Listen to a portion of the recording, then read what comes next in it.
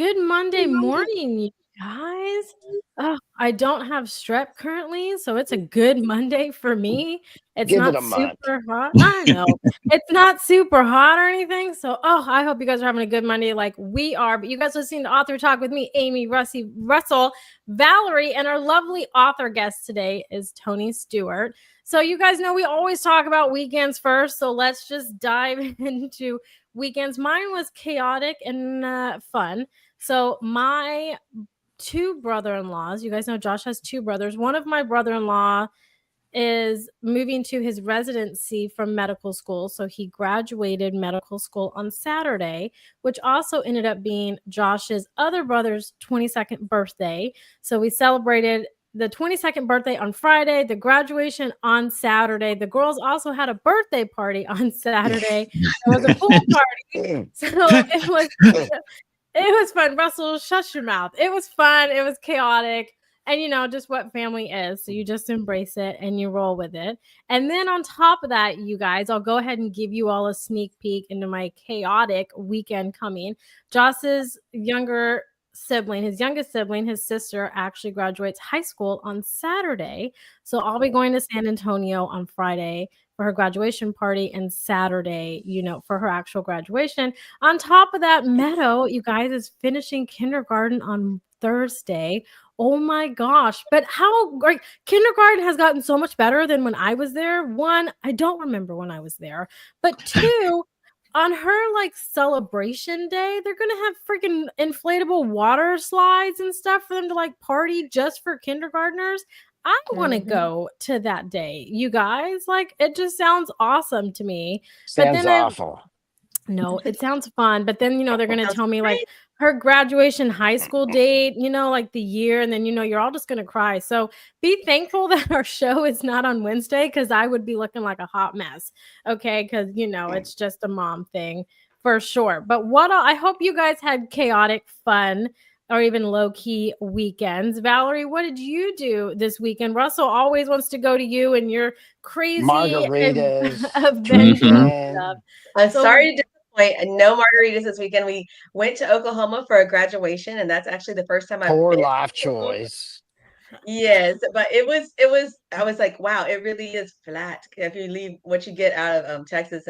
But I've been to a lot of other states on the coast, but just not straight up the middle. But that was so sweet. It was a graduation for my son's girlfriend who was in the National Guard Reserves. So, but everybody was graduating military, for basic training there, and it was so impressive to watch everybody's so dedicated, and now they're all moving about, going to their next stations.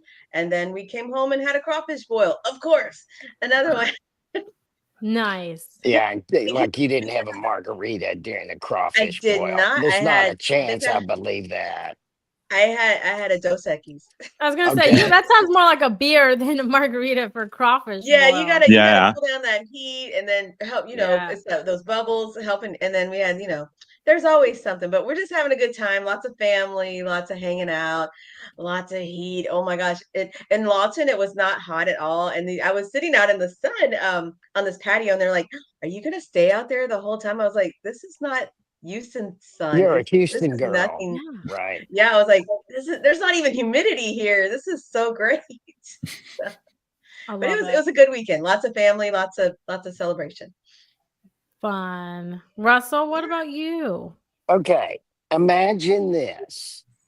If you were sitting home and someone said, surprise, in 6 days, you're moving to a different state. Wow. That was my weekend. No. Wow. Whoa. Construction, 6 days? buyers, uh, moving. There's a million things you have to do before you leave. Yeah. That was my weekend. Oh, It was wild and crazy and incredibly stressful.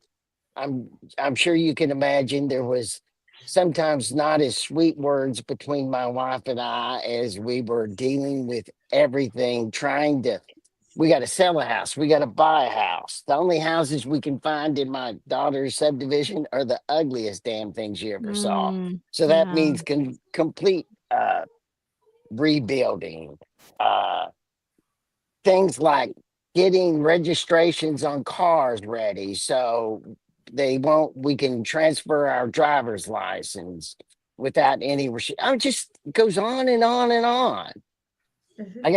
I gotta get the RV moved so we can sell the RV, and I got 2 days to do it. It's crazy. This will be the last day, the last show I can do in the favorite my in my forest that I live in, that I do my shows in, and that I love. It's the last show I'll ever get to do here. And even this morning, I had repair guys walking through, and my dog freaking out. This one, Rita's not here with me because she's freaking out, so she has to be in the house. And it rained, but I'm still going to do it here. You're determined. I like it. Yeah. I would do the same I thing. would do though. the same thing. I think he needs a margarita, Amy. I'm amazed that Okay. you're on the show. How did you find this hour out of that story? Okay, Tony, Unbelievable. this is a legend of the show. Oh, And see, God. there's a truck coming up the mountain right now. Okay, I'm being tortured. Tony, Amy did this show, and I'm sorry about the truck. It's just Doesn't really. We don't can't really hear it. You're I good. hear it. Amy did this show one time after she went in labor. We do the show. Okay. We do the show. Yeah. Okay. It's a thing. It's Russell's favorite story to say.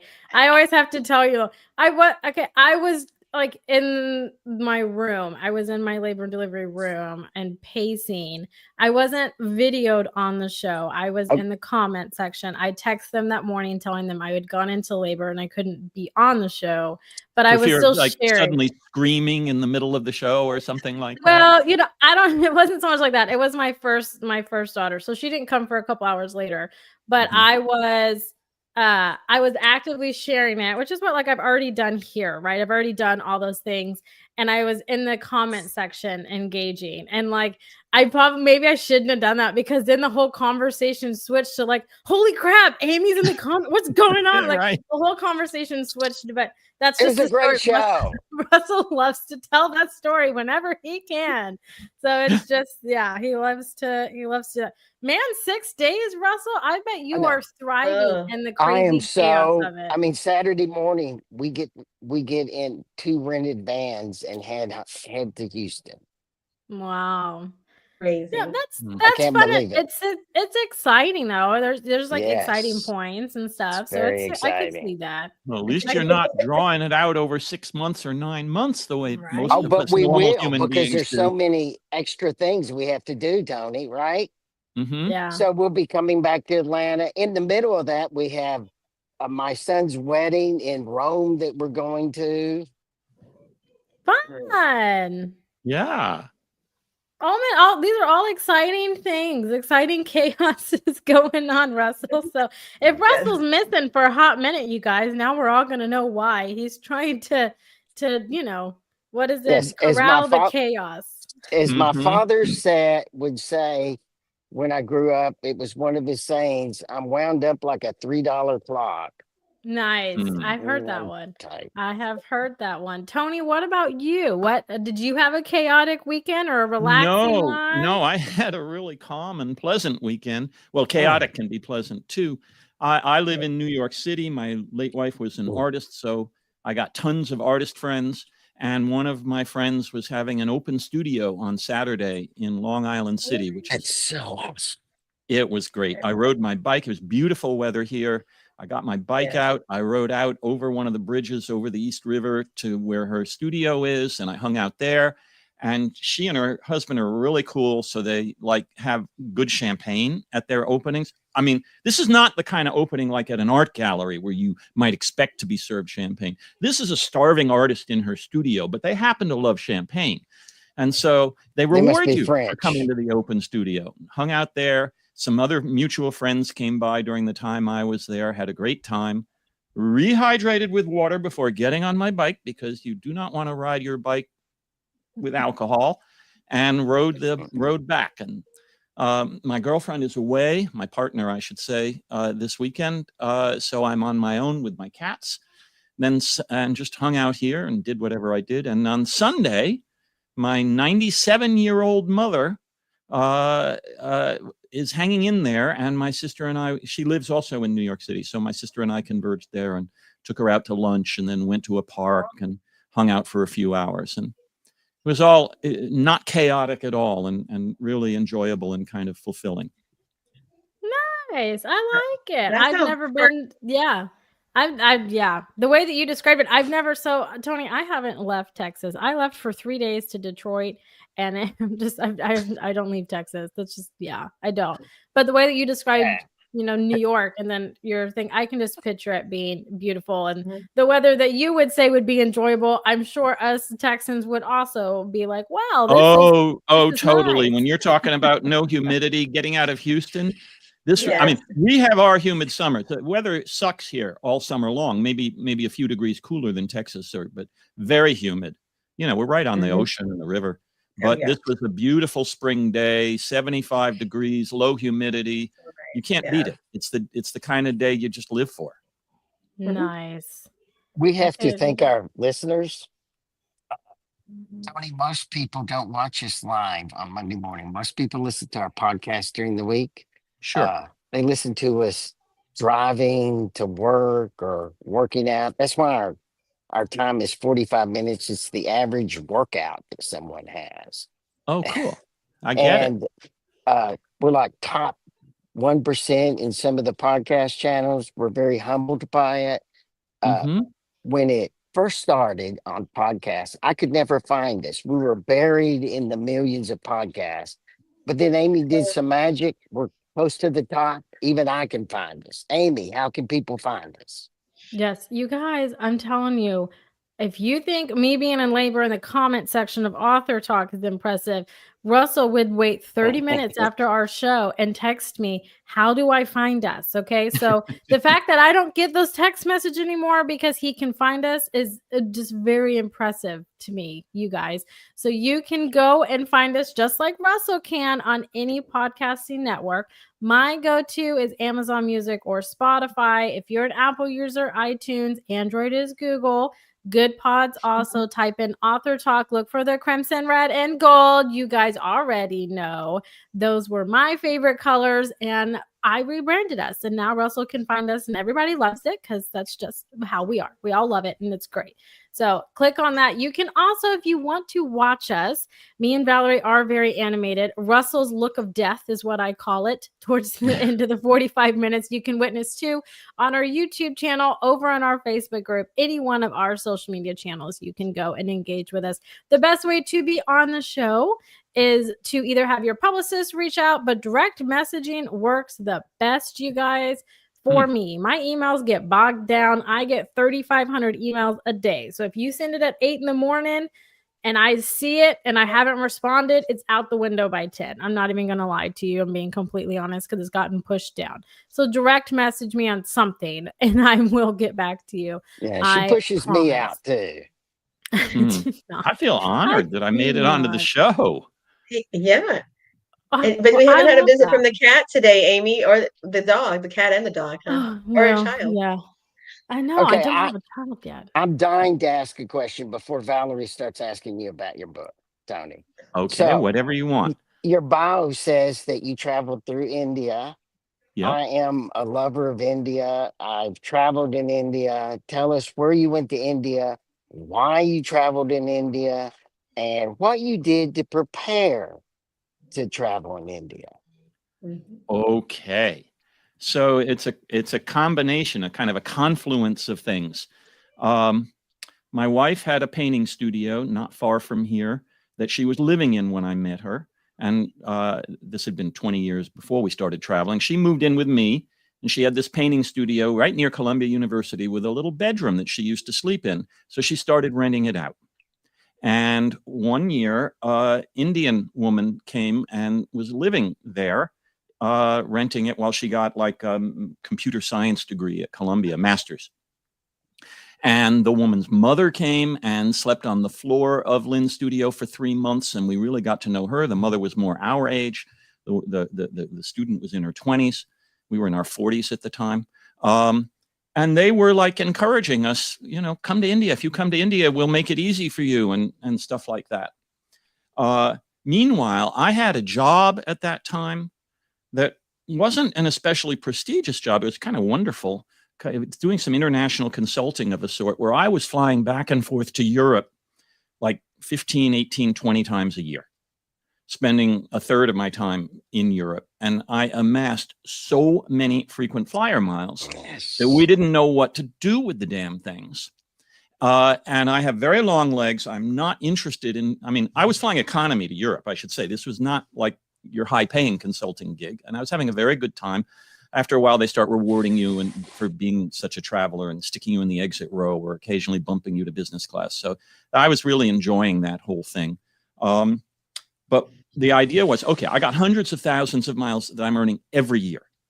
What am I going to do with these things? We need to go somewhere far away where we can spend the miles on business class or first class, and my legs won't complain. And even though we don't have that kind of money for when we get there, where are we going to go? So we did, actually, our first trip was not to India. It was to Vietnam and Cambodia, Southeast Asia kind of thing. And that was about the time this woman's mother started staying in Lynn's studio. And they basically talked us into going to India the next year. So great, we did 5-week trip. I was self-employed basically. I mean, freelance kind of thing. We were able to go, and Lynn was an artist and she could take time off from her day job. And we spent 5 weeks traveling around India, mainly the famous tourist places, you know, the Taj Mahal, Rajasthan, the palaces in the desert, some other things, besieged by vendors and hawkers and poor people, because we were in all of the most popular places. And we probably wouldn't have gone back again. I mean, we loved what we saw, but the experience had not been so amazing for us. But that year, Tadani, this is the woman who lived with us, her sister, who had come over for a few weeks and we had gotten to know, decided to get married in India and invited us to their 5-day wedding, which was going to happen the following winter, exactly the time of year that we like to do this traveling.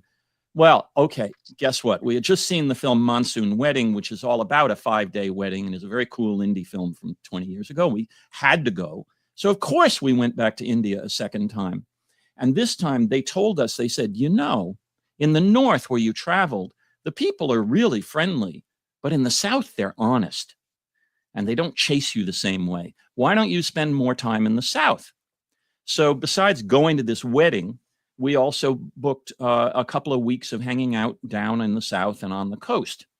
And this was, as I recall, 2004. We can all look it up because if I'm getting the year right, because while we were in one of those little coastal towns, the huge tsunami happened from the earthquake across the Indian Ocean and came sweeping into the town where we were staying. Oh, Our hotel happened not to be on the beach, which was like wiped out. It wasn't like in Thailand where hundreds and hundreds of people were staying in these resorts and it was just horrible death.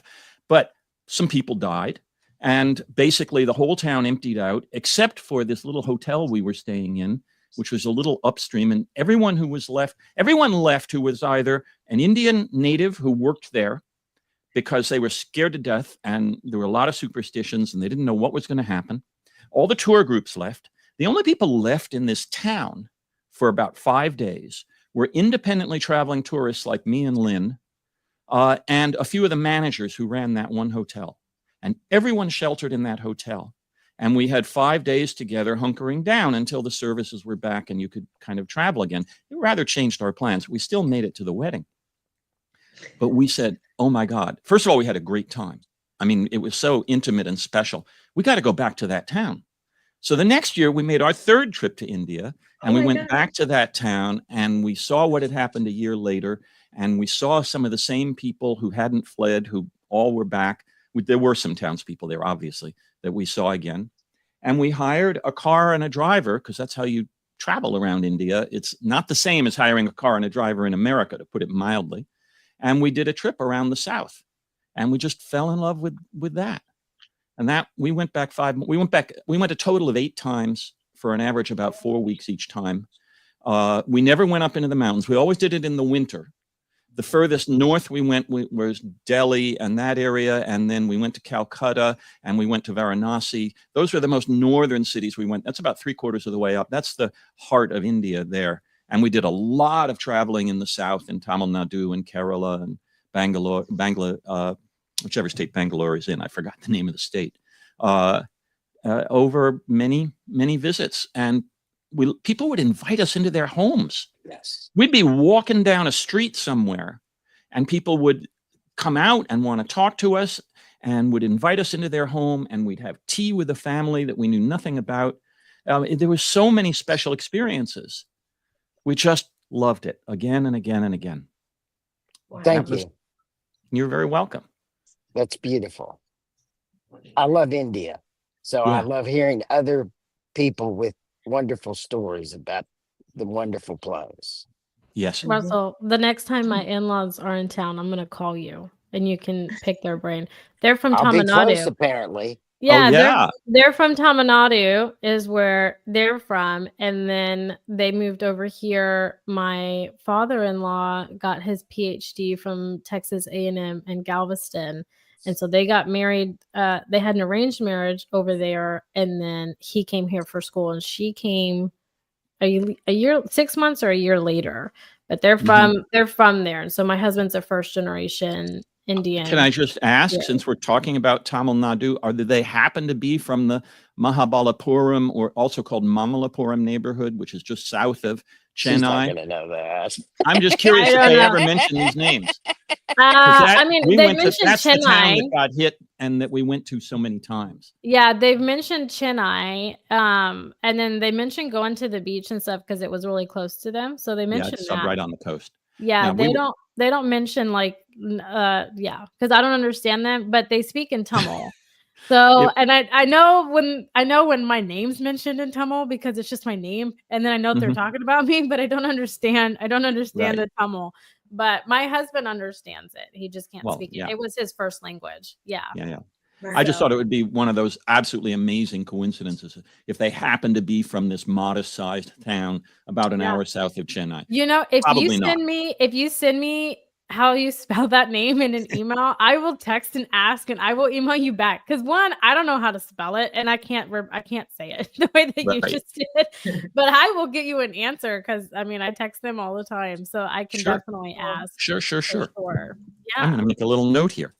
yeah, I'm telling you. Because then I'll just walk right next door to Josh and been like, "Hey, do you know these?" Because he's gone there. He went on a trip by himself when he was like 12. He went a month early before his family, and then his parents have gone back since then because his dad's family is still there, and then they're gonna go this fall. They're gonna go for like a month or so. They're gonna go back. So they try to go every 5 years.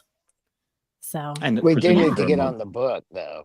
I know Yeah, I'm I mean- gonna segue to Valerie here. So you've mentioned a lot about your wife, Tony, and so I'm gonna let Valerie talk to you about your book and what your writing journey and process was like with that. So Valerie, Okay. it's your time to shine. Okay, I was just thinking though, all this experience you've had in India, all these travels, I hope you write a book about it because I think that would be so fascinating to just have some insight and personal experiences that people would just you'd be like your own guide, like, it's just like a welcoming story. Like these are my, great journey and experiences with the culture. And I was like, that would be great. That would be great.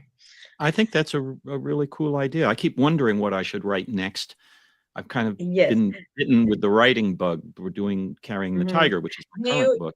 Were you able to keep like a journal of your travels, perhaps? Like, I wish. I know Mhm. that that first trip, the one where we went all around the famous tourist places, I did write letters to various people that I kind of wish I had back for exactly that Yes. purpose. But no, I didn't. I didn't see myself as a writer in those years. I was doing other things. Mhm. And now that I've, been writing, I would love to have journals, have more ways to I feel animate my like memory. your memory is so vivid that you could do that. You could, if you outlined it and put your mind to it, you could share all of that. It would come back and it'd probably be just like such a great journey of, you know, just empathy writing and just empathetic, just like, to yourself, like a letter to yourself of, Mhm. a memory in a memory. And on top of that, I did discover while working on Carrying the Tiger, which was originally from journals and memoir kind of journals, and this is from events that are only 10 years ago and 5 years ago, that the process of writing and editing and writing and editing, I kept remembering things. It's a wonderful effect that the more you start with a stub of a memory of, oh yeah, and then just work it. And not necessarily that minute, but I'll be in the shower or something and suddenly go, oh right, I know. And I'd run back and make some notes and get that into the book. And see, you are a writer then. You already have that innate, thing happening in your brain. Like, wait, I need to write this down. I need to write it down right now. No, I do want to say for those who end up reading the book that there are 3 or 4 significant anecdotes from my India travels in Carrying the Tiger. Part of the backstory of getting to know us, and it's such an important part of our lives that I put a few of those things in there. You were saying that you've never really considered being a writer, or and then all this kind of just fell into place, or what happened here? I wouldn't say I never considered being a writer. I have been like super creative in the normal sense of the word creative from when I was a young teenager. I was making movies in high school. I was doing theater. I wrote stories. I wrote poetry. And in college, I got an English degree, but actually I spent all of my time doing theater and made a couple of movies. And it took me an extra half year to get out because I kept dropping my regular classes. Despite it being English, which was really easy for me, I still couldn't handle a normal course load because I was so busy doing all of these sorts of things. Then in my 20s, I was a professional filmmaker and I wrote a novel that I got an agent, but did not sell. So I actually thought way back then, this is 40 years ago, I thought, yeah, I love writing. I'd like to write something. And then through various twists and turns, while that book was busy not selling, even to a publisher, I mean, I fell in love with computer programming, in which I had zero training and zero expectation that this would happen to me. But this was the 1980s when personal computers came out, and suddenly there was this explosion of computing power, and every small business had a computer and needed software for it that didn't exist. And I bought a computer for my filmmaking to write scripts with, and realized I wanted software to manage my expense tracking and invoice my clients, and it didn't exist. And through a long, complicated story, I actually wrote a story about it on Substack. I've been writing stories on Substack to fill my need to keep writing. I wrote it's called Bait and Switch, that story, but it talks about how it is that I came to end up teaching myself programming, forming a small company, and writing what was then called Tony Stewart's Home Office, which I sold. And this was in the late 80s, and it was for freelancers to run their businesses on. And I never looked back at that. Was itself a kind of creativity. I loved it. Yes. It's like you're creating these screens and this workflow and things to help people get something done. And I worked in one thing after another. It's like every 5 or 10 years, I would get a little tired, as I was just naturally getting a little tired of what I'd been doing because I'd gotten kind of good at it and it was getting repetitive. Something else would come along, like whatever, a consulting gig or something where someone would offer me, I wasn't looking for it. Something would come along and I'd go, wow, that sounds really cool. Let me try that. And then 5 or 10 more years would pass in which I went down that direction, made a whole bunch of new friends and colleagues, and then made another change. So I had not written a book or anything other than manuals and stuff in 30 or 40 years when my wife got cancer and I started journaling it. Which is the origin of Carrying the Tiger. Well, I'm so thrilled to hear your journey to that point. Excuse me. Just because you didn't realize you were nurturing your love for writing. It was kind of like the undercurrent, just kind of is going and going and growing and with your passion. And then, so tell us about Carrying the Tiger. You were just saying, when your wife got sick, how did this just evolve? So it started out as an attempt to stay in touch with our friends. Lynn was an artist, very vivacious. I'm much more of an introvert. She had a ton of friends. And from the day she knew she had tumors, before we even had a diagnosis, she wanted to let her friends know. So it never occurred to her to keep it secret. You can look back on that. And I would, part of what I put in the book is how many good things resulted from the fact that she didn't keep it secret. But the book itself results from it because we pretty quickly, we were being overwhelmed with all these emails. She sends out emails, friends write back. She said, oh, I didn't tell so-and-so. Emails come back. And like, we're running around trying to go to the doctors in the first week, trying to get a diagnosis, trying to find out if she's going to live more than 6 months. And suddenly we're having to deal with all these emails. So someone told us about this website called caringbridge.org, which is a wonderful service. It's a nonprofit, and it's like a little stripped down Facebook, simple social media sort of thing with no ads, where you can set up a private, it doesn't have to be private, you can go public, but we set up a private journal there and told our friends about it and gave them permission to log in. And Lynn asked me to do the writing. She was totally happy talking to her friends, and she wanted our friends to know about this stuff, but I was much more comfortable sitting at the keyboard and writing. So starting on about day 4, I was writing these posts to tell our friends what was going on. And and they call it a journal right there on the screen, but I didn't think of it as, oh my God, I'm starting a journaling project. I thought of this entirely as, we need to keep in touch with our friends. Yes, yes. And how did that make you feel, even doing that process? Because like you said, you're just communicating, but it's also, I guess, very, comforting to yourself and to your family and friends. It was hugely good. I can't, there aren't enough positive adjectives to talk about how well that worked out. In the short term, of course, it solved the whole email problem, but we started getting these comments back that in hindsight, I look back at these and a ton of them are kind of repetitive and simple, and people just saying kind of, we're with you, and oh, that sounds hard, or good luck tomorrow. But oh my God, the sense that we had these friends supporting us, and they didn't have to write a whole email. They could just write a 4-word comment. But for us, we were sitting there refreshing the screen, because it didn't auto refresh in those days, to see the comments come in, because they gave us so much strength and encouragement.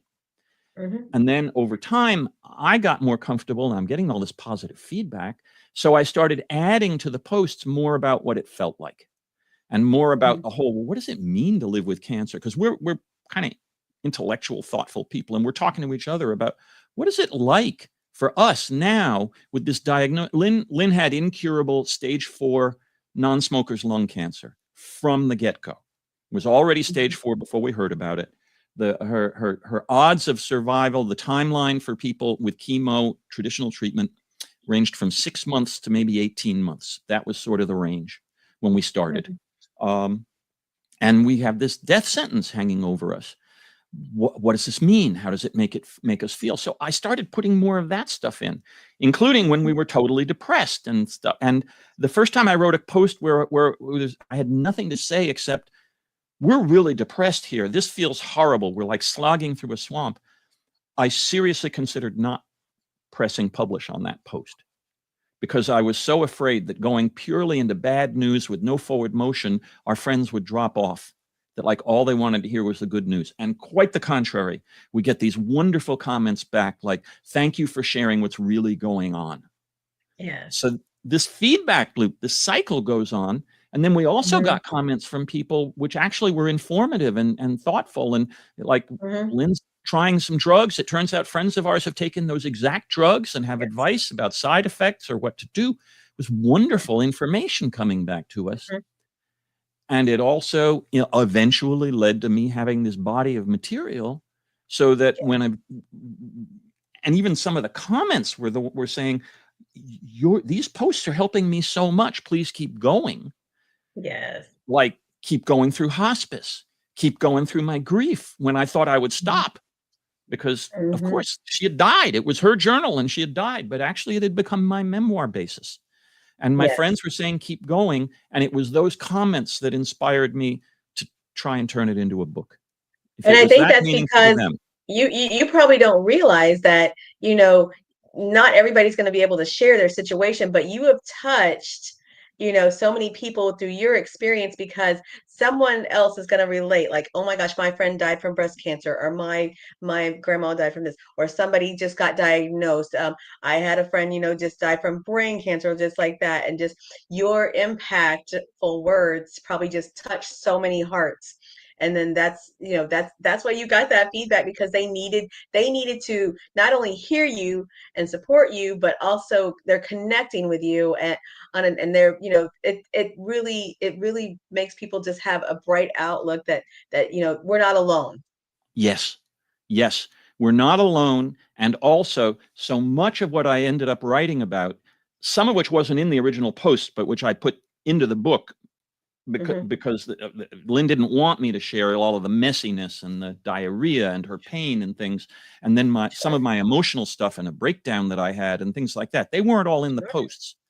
But when I did the book, part of the process of converting the posts into a book was putting in the reality that surrounded those posts. And people responded so wonderfully to that stuff. And people have told me again and again that reading it helped them.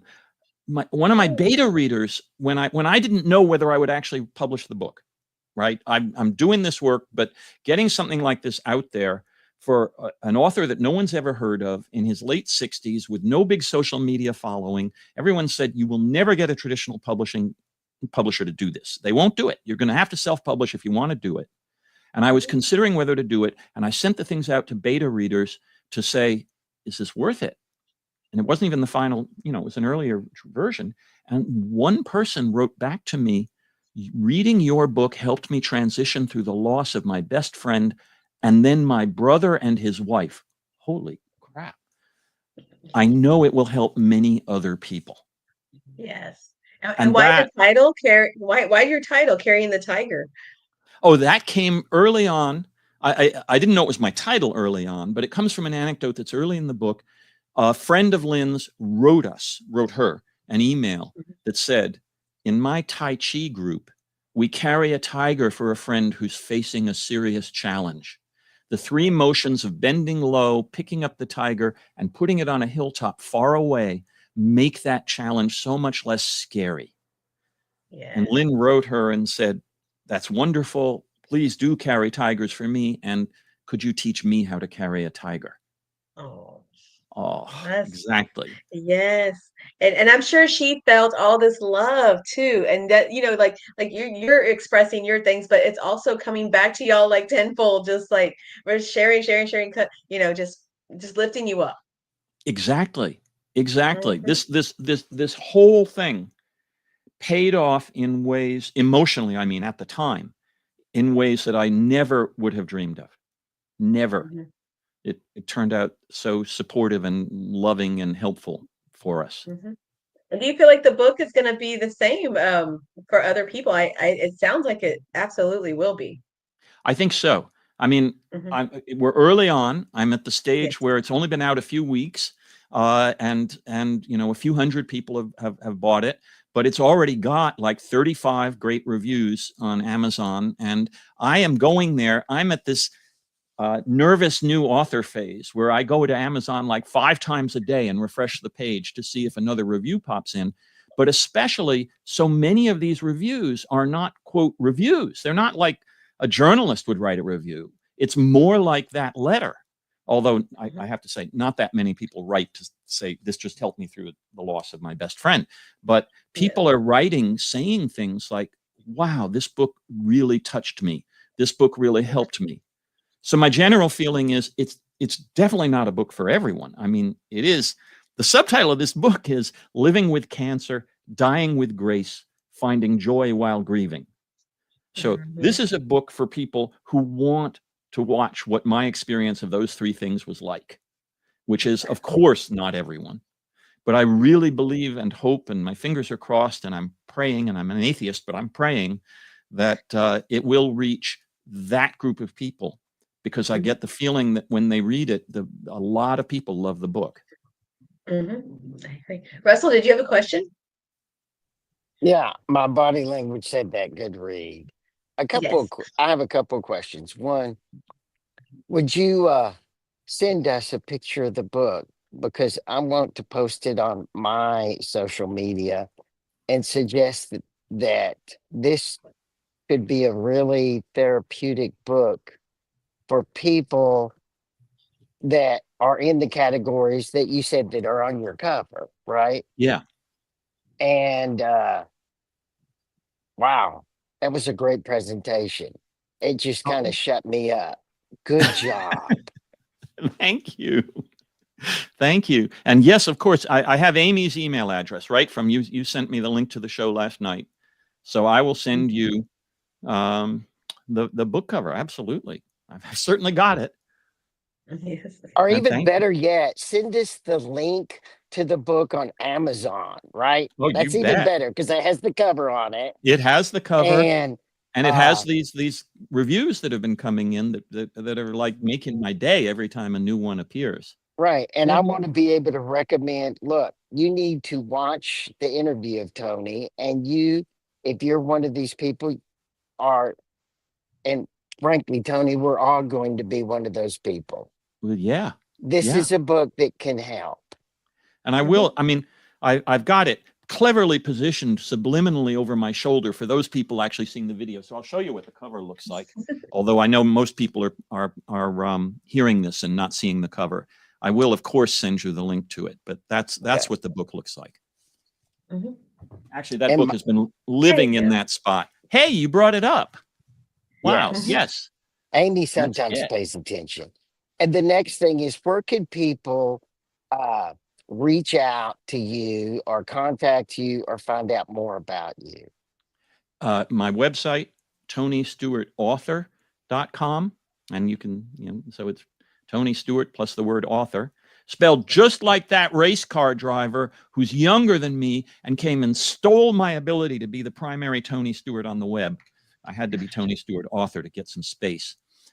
There is a contact me form on that, and it will shoot me an email, and I do reply to every email that comes in from the contact me form. And it's got Q&A with me. It's got links to the other podcasts I'm on. It will have a link to this once you send me that kind of thing. There's just a ton of stuff on there. Discussion questions for book groups.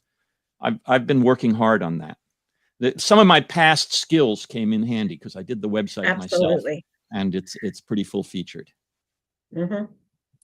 Well, I Okay. am just so honored to hear about your journey and knowing that your wife is here with you in this book, and it's a celebration of her life as well, and and your life together, and just how y'all just shared, and just a beautiful memory, and then condolences on everything that occurred, and it's gonna be a beautiful thing. Thank you. Thank you. Mhm. Gosh, have we actually run through our whole conversation pretty much? Right? I wasn't looking at the clock. I tried to tell you it We have a lot goes. of fun. Yes. The Yes. time goes. And I haven't gotten the stink eye from Russell yet, which is just a bonus for me because generally I get it and I'm probably encroaching on it. But it wouldn't be a Monday morning, you guys, if I didn't encroach on it. But Tony, I went ahead and put the link to Amazon to buy your book is over on our YouTube channel in the comment section. I will go and put it in our author talk group and all the other places. I'll comment it throughout. And then Tony, I will tag you and PR by the book in this video as well. So you guys can go and check them out. Check Tony out and go to his website. Check out his book because like Russell said, it is a very true statement, but all of us at some point in our life are going to have these conversations and go through these things. And so sometimes it's better to be prepared on how to handle it when other people are going through it and how you can see and read that experience. And so you can better help them and you'll be prepared for when it happens to you, right? Because it will happen to you. But Tony, I want to thank you for writing it because it couldn't have been easy to write or put together. It had to have been very difficult emotionally, but therapeutic at the same time. And so I like to thank people when they write memoirs, especially on a difficult topic like this, because it really does, I feel like, take a lot of courage and emotional, strength to write those, but they're needed, It- So I thank you for writing them. you're very welcome. It was all of those things. It took me more than a year to make the book out of those posts. And I was carried forward by the wonderful comments that propelled me, and then eventually the beta readers and people like that. But I had that with me the whole time. Like, all these people said this helped them. Let me try and make it something that that strangers who didn't know us would want to read. I love that. I love that. And what a better way to end our show than on that note, you guys. So for all of you guys listening, watching, listening to the replay, watching the replay, we hope that all of you guys have a great Monday morning, a really great rest of your week. If you have school-age children, 4 days, and then we were on the home stretch and we're going to make it, okay? Then summer will officially be here. But until next Monday, everybody, bye for now, everyone. Bye-bye.